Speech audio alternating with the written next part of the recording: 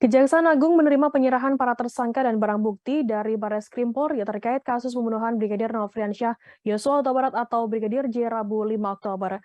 Jaksa Agung Muda Bidang Tindak Pidana Umum atau Jampidum Fadil Zumhana mengatakan sejumlah bukti sudah diverifikasi pada Selasa 4 Oktober untuk diserahkan pada hari ini Rabu 5 Oktober.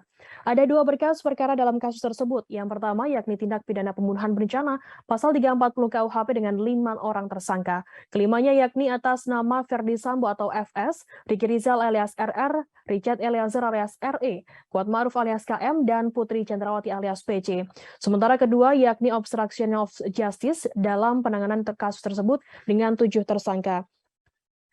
Ketujuh tersangka yakni Ferdi Sambo, Cuk Putranto atau CP, Baikuni Wibowo atau Beki, Arif Rahma Arifin atau ARA, kemudian Hendra Kurniawan atau HK, Agus Nurpatria atau AN, dan Irfan Widianto alias IW.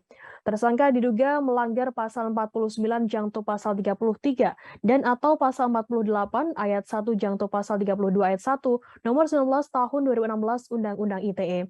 Selain itu mereka juga dijerat pasal 55 ayat 1 dan atau pasal 221 ayat 1 kedua dan atau pasal 233 KUHP.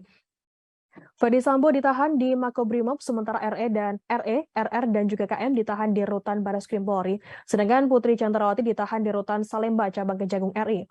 Di sisi lain, Fadil menanggapi soal usul JPU yang menangani persidangan Ferdi Sambo CS di tempat khusus atau safe house. Menurutnya safe house tidak diperlukan untuk kelima orang tersebut. Fadil Zumhana yakin tidak akan ada intervensi saat menuntut Ferdi Sambo CS dalam persidangan.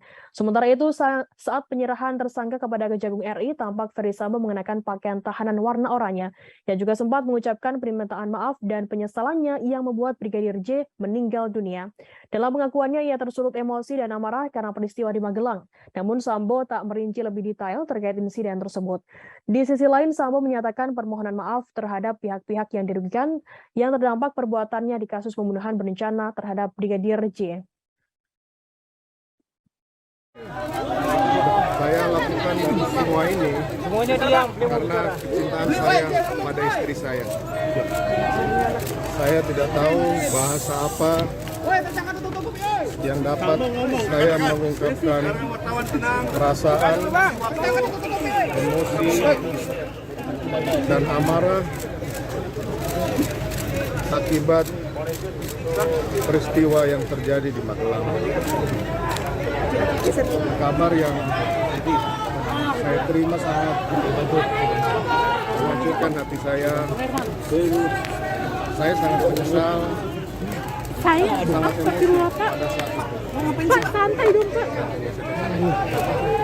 Saya siap untuk menjalani semua proses hukum. Istri saya tidak bersalah.